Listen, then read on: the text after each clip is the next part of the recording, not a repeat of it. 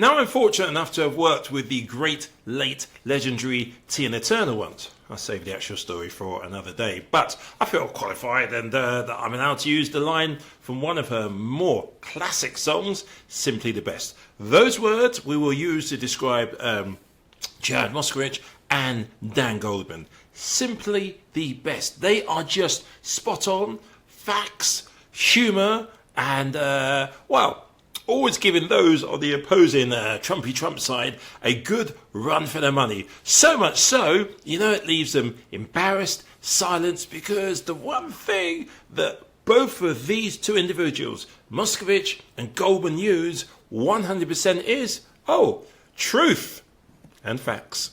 Gentleman from Florida is recognized. Thank you, Mr. Chairman. We have failed to pass comprehensive immigration reform up here for decades. But if you listen to the witnesses, some of them, and if you listen to my colleagues, you would think the world didn't begin until President Biden was elected. You would think it was dinosaurs, the wheel, Jesus, the world was flat, the world was round, Biden was elected, every problem. Like nothing happened before. People pretend like everything was just perfect. But you know what? One of my colleagues, when bringing up statistics, showed why this is a farce. She brought up that President Obama deported more people than President Trump. In fact, President Obama deported more people in each term than President Trump. Well, hold on a second. If the border wasn't a problem until President Biden was elected, then how were we deporting all of these people in administrations before Trump was elected? It's because this situation has been going on for decades. So stop lying to the American people that none of this happened until President Biden was elected. Yes, my colleagues passed H.R. 2. They did. It was a wonderful messaging bill. They knew when they passed it, it was dead on arrival in the Senate. And see, that's what this place does. The Senate passes bills that are dead in the House. The House passes bills that are dead in the Senate. They wash their hands with it, declare victory, and say, we did something. Okay? It's fake. You don't pass a bill that you know the other chamber isn't going to take and say, solve the problem. And it goes for the Senate, too. It's just not on the House. And by the way, there were some good policies in H.R. 2. There are things in H.R. 2 that I would vote for. There are things in H.R. 2 that are bipartisan to help secure the border. But there were things in H.R. 2 that were outrageous because it was never meant to become law. There are things in H.R. 2 that would potentially prevent Jews escaping the Holocaust from coming into the country.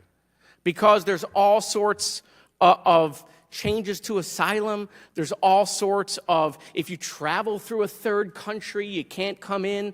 There's all sorts of language in there that, again, was never meant to become law.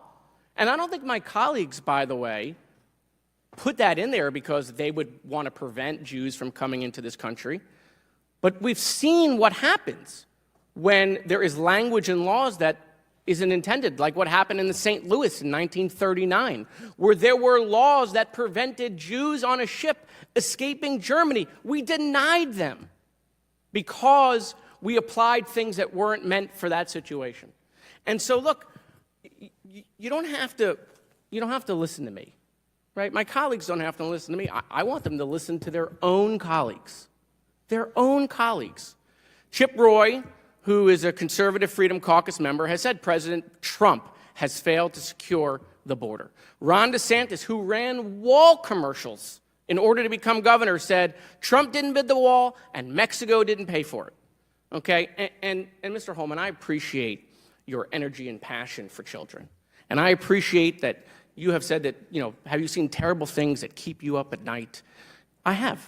I've seen parents in my neighborhood bury dozens of kids because they died at school, because mentally ill people have access to weapons in this country and body armor and go into movie theaters and churches and schools and shopping malls and gun down children. You want to talk about a wall? You're talking to a wall. They're a wall. They don't want to help kids. By the way, they don't want to solve this issue either. Again, don't listen to me. Just listen to the speaker, who was caught on a call the other day saying that we can't solve the border crisis until after the election.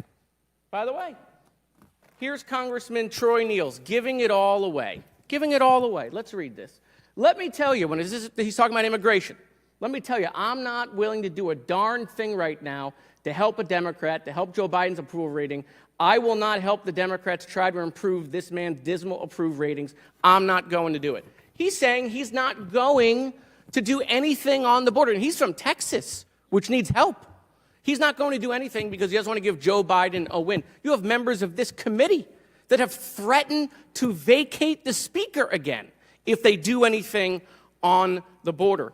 Senator John Thune has said this is a unique opportunity. He said when Trump was president and Republicans controlled both chambers, they couldn't get done the policies that are being discussed now. So look, I'm willing to do stuff on the border. I'm willing to do it. But they're not willing to do it because they're doing what people hate about this place. They want to use it to raise money. They want to use it to politicize it. But they don't want to solve the issue. There's a deal on the table. They can solve the issue. Thank you, Mr. Chairman.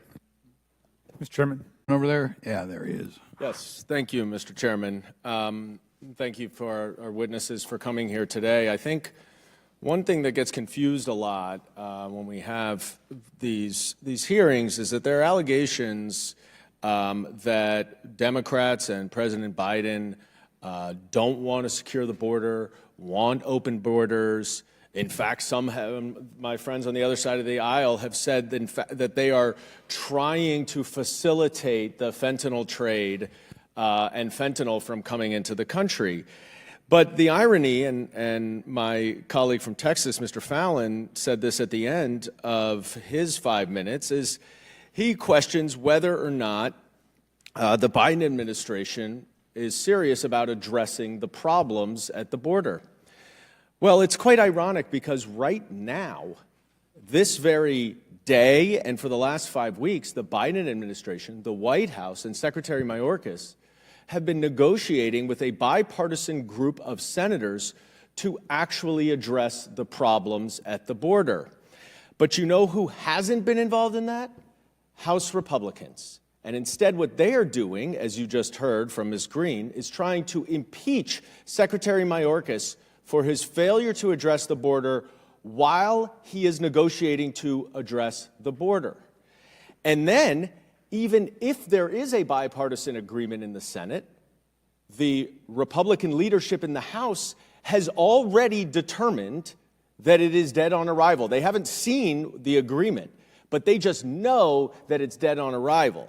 Does that, Mr. Beer, sound to you like someone or some party or some group of people who are trying to address the problems at the border? Look, this administration has been trying from day one to get attention of Congress to try to pass immigration legislation, and they've gotten no takers. Because, am I correct, Mr. Beer, that the fundamental core problems that cause some of the issues at the border require legislative fixes? They cannot be done through solely executive action. Is that correct? Absolutely. They need new authorities to deal with the legal immigration system in particular.